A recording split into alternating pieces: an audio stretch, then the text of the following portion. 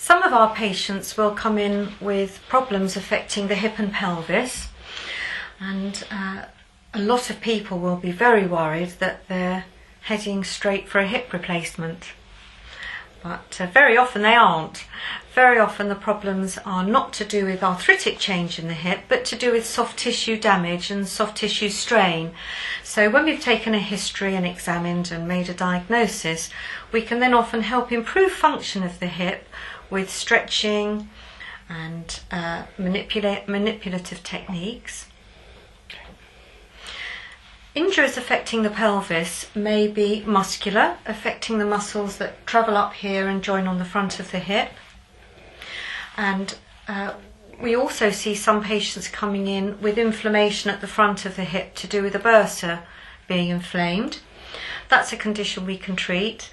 And during pregnancy, it's very common for these joints at the back of the pelvis to be susceptible to injury, and very often because during pregnancy these sacroiliac joints become very mobile and they can quite easily just move slightly and lock and cause a lot of pain. Also at the front of the pelvis, the joint here can be susceptible to strain during pregnancy, and these are both areas that we treat and help to alleviate symptoms.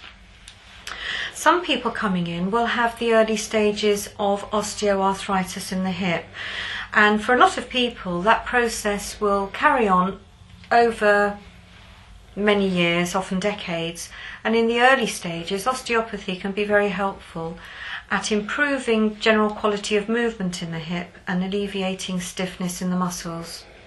And very often just getting a hip moving when it's got some minor level of wear and tear, just getting the joint moving passively really helps to improve a patient's sense of well-being, improve the mobility of the hip, and also the muscles at the back of the hip, both in early arthritis and in a lot of overuse muscle injuries. The muscles that travel across here can get very, very tight. So we do a lot of work on all the musculature of the pelvis to improve function of all the joints.